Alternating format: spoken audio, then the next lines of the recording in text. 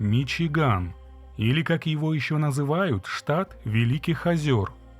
Именно в штате Мичиган произошли события, о которых сегодня пойдет речь. 36-летняя Кристина Энн Томпсон и 40-летний Джейсон Харрис, проживающие в городе Дэвисон, к 2014 году были женаты уже на протяжении 11 лет.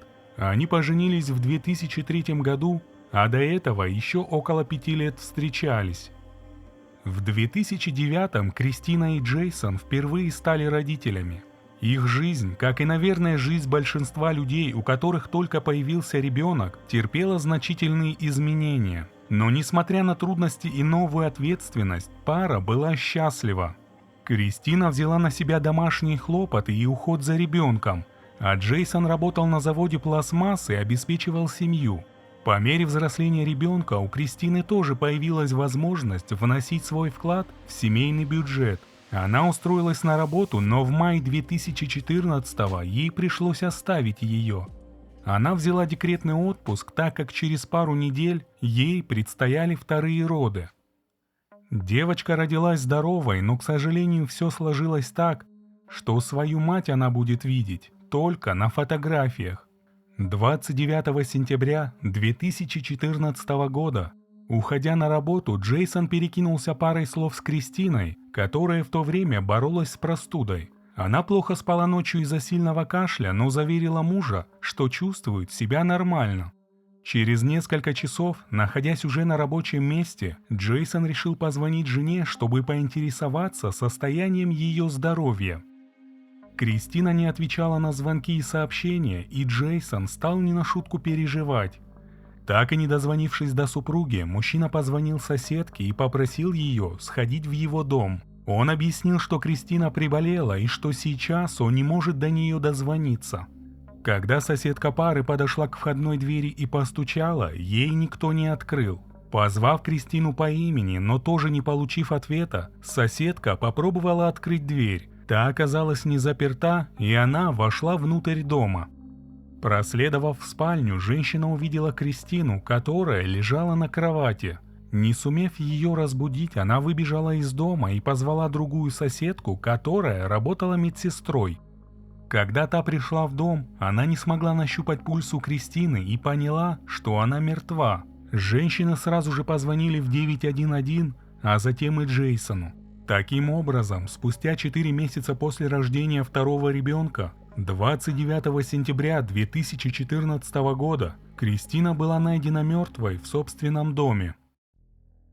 К моменту прибытия полиции Джейсон Харрис уже был дома. Он рассказал полицейским, что его жена приболела и что когда он утром уходил на работу, она была жива.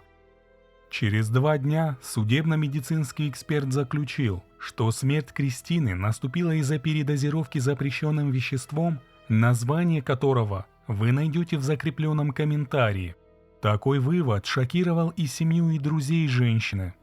Большинство из тех, кто знал Кристину, мать 2 детей, включая младенца, были уверены, что она никогда не употребляла ничего запрещенного, не говоря уже о таком тяжелом веществе, из-за которого наступила ее смерть.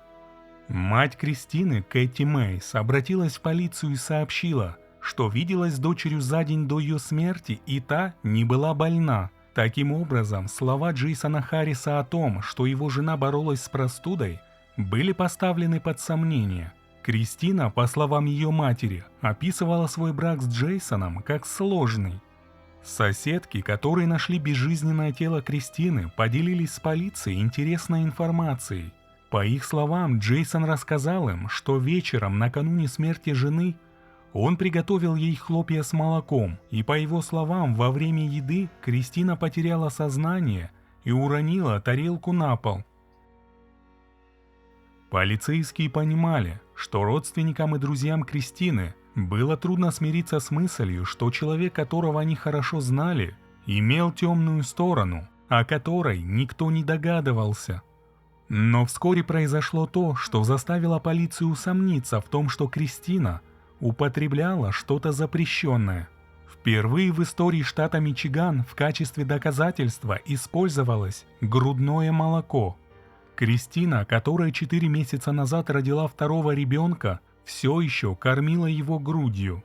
В холодильнике в доме, где жили Кристина и Джейсон, нашли замороженное грудное молоко. На пакетах, в которых хранилось молоко, были от руки написаны даты, когда Кристина положила их в морозильную камеру. Это было сделано для того, чтобы безошибочно размораживать то молоко, которое дольше всего лежит в холодильнике. Эксперты исследовали все образцы грудного молока, в том числе те, которые были заморожены незадолго до смерти Кристины, и не нашли в них никаких следов запрещенных веществ. То есть Кристина не употребляла вещество, от которого она умерла, вплоть до своей смерти. Это побудило следователей получше присмотреться к Джейсону Харрису и посмотреть на смерть Кристины с точки зрения умышленного лишения жизни. Подтверждение того, что Джейсон Харрис мог помочь своей жене умереть, полиция получила через несколько дней после смерти Кристины. Брат и сестра Джейсона пришли в департамент полиции и сообщили следователям, что Джейсон как бы шутя говорил, что хочет избавиться от жены, а также рассказали, что он встречался с другими женщинами.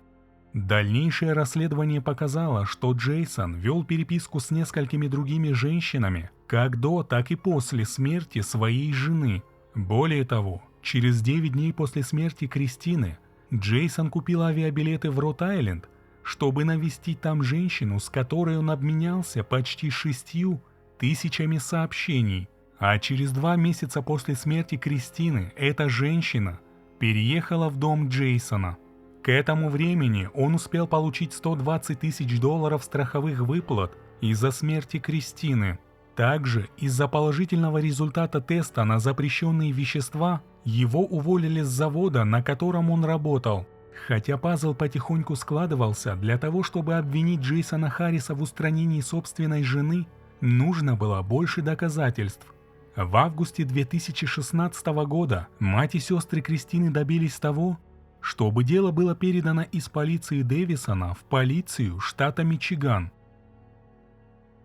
Детективы отправились на завод, откуда уволили Джейсона, чтобы поговорить с его бывшими коллегами.